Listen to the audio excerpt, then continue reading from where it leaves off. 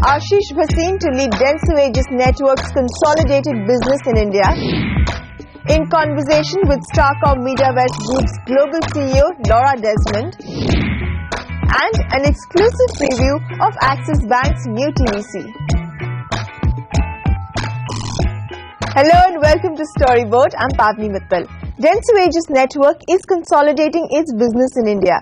The idea is to have one P&L for all Dentsu agencies, including its creative business. And leading the charge for that is the agency's chairman and CEO for South Asia, Ashish Bhasin.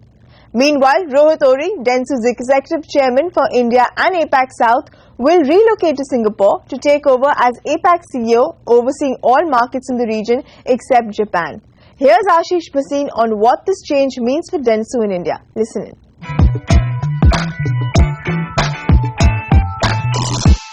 Ashish, congratulations on this new role.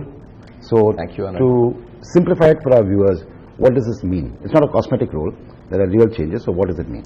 So, we have a policy of one profit and loss account for the entire country, right? So, whichever business, whether it is creative, media, digital, outdoor, it should all peak. It all peaks as one profit and loss, and then goes out from here to rest of the world.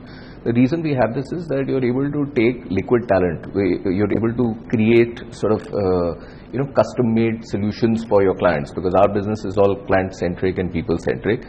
Now, having one person in charge of one P&L gives you that flexibility. So no longer are we constrained, unlike some of our competitors, that this is my P&L, or you should go on outdoor, or you should go on TV, or whatever. Whatever is best for the brand, we're able to put that in place, and whatever is the best talent, we're able to bring that for our clients. So that's what it is. Why was it two people earlier? I mean, all this time. So you have to remember that historically these were two different companies. So Aegis Media was a separate company which was then acquired by Dentsu, and obviously historically each of them had a different head and so on and so forth. As the time progressed, we started bringing it together under one network called DAN, which is the Dentsu Aegis Network, and this is in progression of that. And also we're very lucky that Rohit has gone for such a nice role in the region, because we still have his inputs, because India is going to be one of the countries which he'll be inputting into as a part of his remit. Yeah. So will he still have oversight, partial or otherwise, on, say, a Taproot or a web chutney? Of course. So his role includes all Dentsu branded agencies for APAC excluding Japan, and since India is one of those countries, I'm pretty sure he will input heavily into that, particularly because he's got so much of knowledge and experience in India. So we're pretty much looking forward to his experience being used in that. Right. Now, the way it grew, at least Dentsu, the Rohit's part of the business, so to say, was Delhi-centric as opposed to, except for Taproot, I would say. So now you got half here, half there. That's a tough job for. That's true. It does create some complications. Actually, not just the Dentsu, erstwhile Dentsu part of the business, but even the like for example Kera. We've had phenomenal growth in Delhi, and what I'm noticing is that in many ways the advertising balance is shifting to Delhi. So we have a very large operation in Delhi, but we have an equally large operation in Bombay as well. So like any other agency, we will have two large operations. We've also got Bangalore now, which is really huge. So yes, I will have to do a fair amount of shuttling between the two, but that's the nature of our industry now, so can't be avoided. Right. Now, where do you see yourself paying more attention? There's a sort of growing feeling globally that the legacy part of the advertising business is on slow growth, while digital and analytics and research are the fast growing areas. So it's not a feeling, Anand, it's a reality. So even if you look at the market growths, let's say the creative or the ATL business has been growing at roughly 8, 9, 10% in India, if you look at that. If you look at some of the other businesses like out of home or digital and so on, they've been growing at 20, 30, 40%, right? Of course, they're all coming from different bases. So going forward, I don't think we will be looking at, or any agency will be looking at, is this above the line, it is below the line. It's what's the best solution you can give the client. It is no longer going to be restricted to a 100cc ad or a 30-second commercial, etc. It's going to be various touch points, and wherever are those needs, those are the areas that will grow. We constantly look at search. I mean, search has just gone through the roof because of mobiles and so on and so forth. Look at social media. A few years ago, nobody thought it would become such an important part. So we have to be very agile, and we will be looking out for such opportunities. And as an agency, we are investing well ahead of the curve on digital. So definitely our focus will be on digital. So that's the next question I was coming to.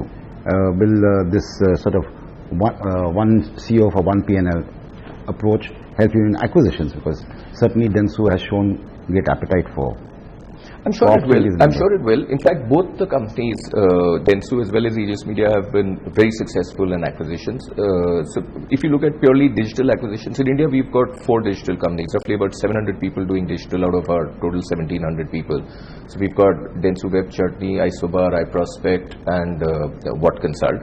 3 out of these 4 are actually acquisitions, right? So we're already very much in that space, and because we're consolidated and it gives us so much more width to all our clients, I'm sure that will help us significantly. But acquisitions we've not made only in digital. Milestone Brandcom, for example, the largest out-of-home company, we acquired that. Taproot Dentsu, which is a creative agency, was an acquisition. So acquisitions can be in any area, but definitely having a larger group, consolidated group, all coming under one P&L, the team working together, gives us an extra edge compared to our competitors. Sure. Now, all the large network agencies are talking about the same thing using different words. For example, Martin Sorrell says horizontality, or Havas says together. So trying to get all the disparate parts of a group together. Are you trying to do something, leverage the fact that you've got all these assets and get them to work together? Of course, we're trying to leverage it. I'm sure our competitors are doing that as well. But there's one very fundamental difference. It's in the way we are structured, which unfortunately for them, they are not structured that way. So for example, if you look at any of our competitors, their creative agency head will report to a creative agency head in Singapore or London or New York or wherever, right, outside that. The media head will report to somebody else over there. None of our competitors has a one P&L structure where everything apexes in India. So because of that, the tour guys, even if they want to, are completely constrained because it all lies under different P&Ls and everybody's trying to drive their own P&L. So I'm sure everybody now realizes the value of it, and slowly and gradually they will try to get to this level. We are lucky to be ahead of this game. Also, for a large legacy group, it becomes very difficult to shift a super tanker mid-course, and that's really which slows them down. This gives us a little bit of an agility because of our sort of prime mover advantage on this. Okay. All the best to you, and hope to talk to you 1 year from now and figure out where you've grown. Thank you so much. Thank you, Anand. Look Thank forward. you. Thanks so much. We're going to take a short break here. When we come back, in conversation with Starcom MediaWest Group's Global CEO, Laura Desmond.